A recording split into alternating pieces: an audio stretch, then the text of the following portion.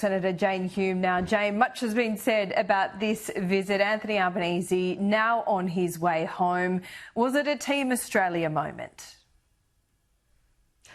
Laura, actually, it was a Team Australia moment. This is a really good deal, a great outcome for Australia, and the Prime Minister has done what the Coalition has been urging him to do for such a long time, which is act in the national interest. Was it a perfect meeting? Absolutely not.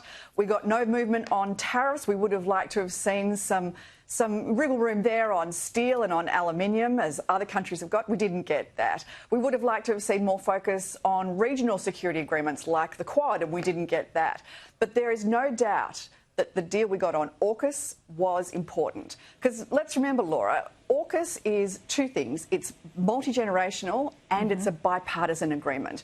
It was originally negotiated by a coalition government with a Conservative government in the UK and a Democratic administration in the US. It's now been reaffirmed by a Labor government in Australia, a Labor government in the UK, and a Republican administration in the US. This demonstrates its bipartisanship, and it will ensure that it's a multi-generational strategic security agreement that will go on to protect Australians and serve us well for generations to come. I know you want to keep of course. Sorry, Jane. That's all right. On critical minerals, of course, this is a good deal. It's a good deal for WA, as we just heard in your last clip. It's also a good deal for Victoria. We also have rare earths and critical minerals here, so I'm very pleased with this deal.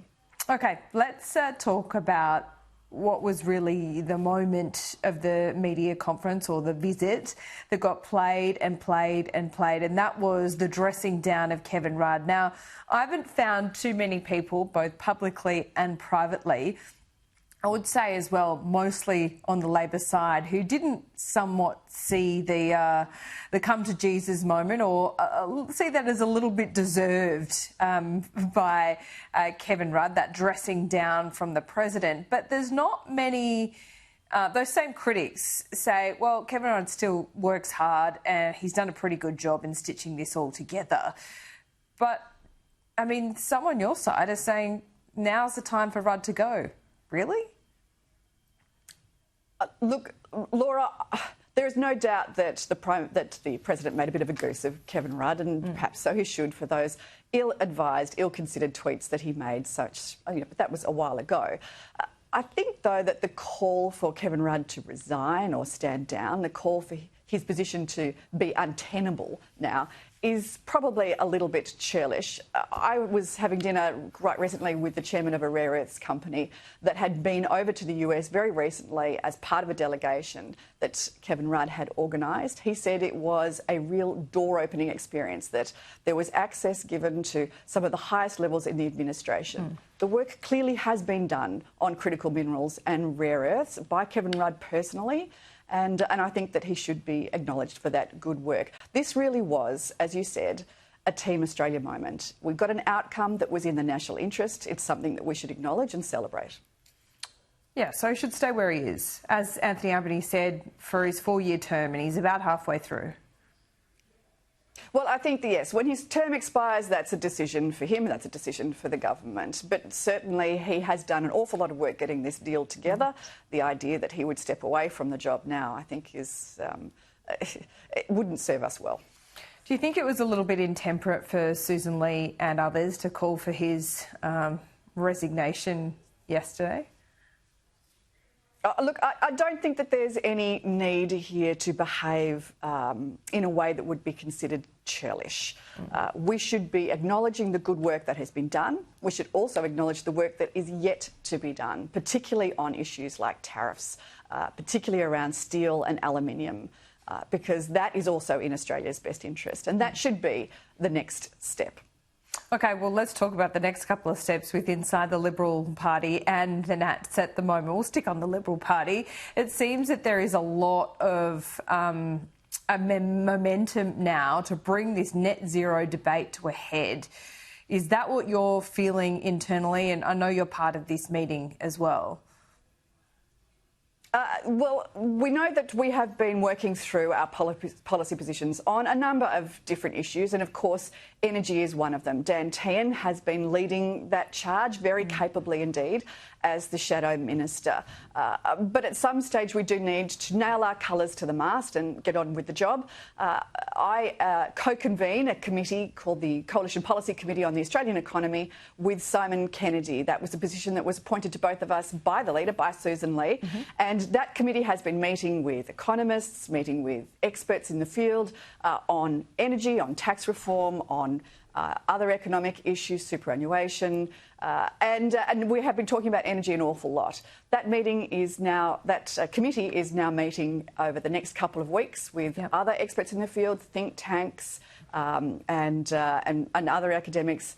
And we will also have a session that will allow colleagues to have their say, just 5 minutes or 3 minutes or whatever it might be, to put their position forward, not just on one issue, or whether it be net zero, but also on broader energy, on a broader approach to energy policy. There's a lot of my colleagues who for this is an existential issue, not just whether the National Party should go one way or the Liberal Party should go another, but whether they're going to be able to maintain their seats at the next election, and whether we're going to win back the 33 seats that we need to form government. So this really is an important issue, and it's vitally important that all of my colleagues have an opportunity to speak up, to say what it is that they think is true and important to the Shadow Minister, and then also indirectly, of course, to the leader. Right, so this committee that you co-convene is now central to this debate. This has become a meeting or a committee that a lot of Liberal Party members are coalescing around. Are you building momentum one way or the other in that meeting? And is that the right vehicle to do it? Well, I don't want to overplay my hand here, Laura, and Simon and I are simply offering a forum for colleagues to have their say. It's not binding. Are they not it's simply an opportunity to feed back that elsewhere? message. Is this the only vehicle? The thing is, a party room meeting is a very different... A party room meeting would be an alternative, but it is a different forum. But we think this is a good starting point for people to start formulating their ideas and to also have other colleagues listen to their ideas too, their ideas and their positions.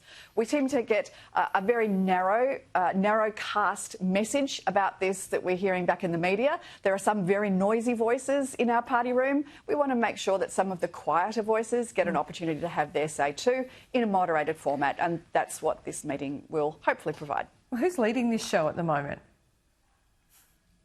Well, the leader is leading the show, of course. She knows that we need to get to a position not just on net zero, but on a broader energy policy. But it's really important that she has the opportunity for all of her colleagues to have their say, because it's important to all of us. From our perspective here, and I think from most of the general public's perspective, there are very loud voices within the coalition opposed to net zero. Can you give us some insight as to whether that is the feeling internally? Are those proponents, those supporters of net zero, are just a little bit more shy or working diligently behind the scenes?